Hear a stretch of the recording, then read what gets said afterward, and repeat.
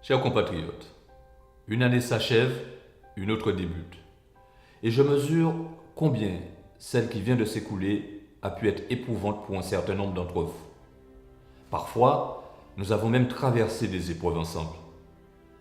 Et à l'heure où je m'adresse directement à vous, je suis fier de pouvoir vous dire que les finances communales sont saines, que les taux d'imposition appliqués sont justes et que nous pouvons sereinement nous tourner vers une autre étape de notre développement. Nous mettrons en œuvre une série de projets structurants pour continuer de développer la commune en préservant son identité et son patrimoine.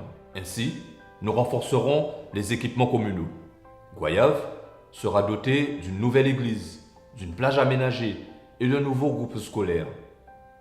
La construction de cette nouvelle école est une nécessité parce que la jeunesse est la première priorité. Elle sera toujours au cœur de notre action. Nous devons donner à nos jeunes l'envie d'apprendre et d'entreprendre.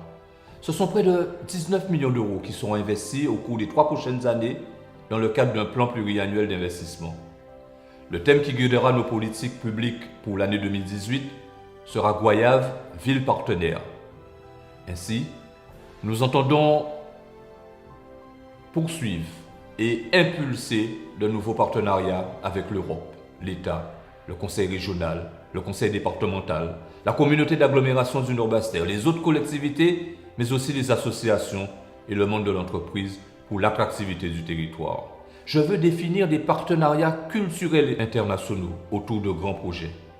Goyave, territoire partenaire, c'est aussi une somme de patrimoine qui collectivement doit former une ville de Goyave unie et solidaire. Sur le plan politique, la majorité municipale est à la tâche afin de répondre à vos attentes au quotidien. Les résultats de notre travail sont bien là. Notre bilan est bon. Il nous pousse à faire encore mieux. Nous entendons vos appels et nous vous invitons à prendre davantage part à la vie de notre cité. En 2018, j'entends continuer d'agir pour la sauvegarde de notre planète parce que les territoires ultramarins sont davantage exposés aux risques générés par le dérèglement climatique. L'année 2018 doit être celle du sursaut. Je souhaite une année centrée sur le travail où le dialogue supplantera les blocages. Je formule le vœu que les élus guadeloupéens se rassemblent en toute responsabilité autour d'un projet commun dans l'intérêt de la Guadeloupe, en renonçant aux oppositions du passé.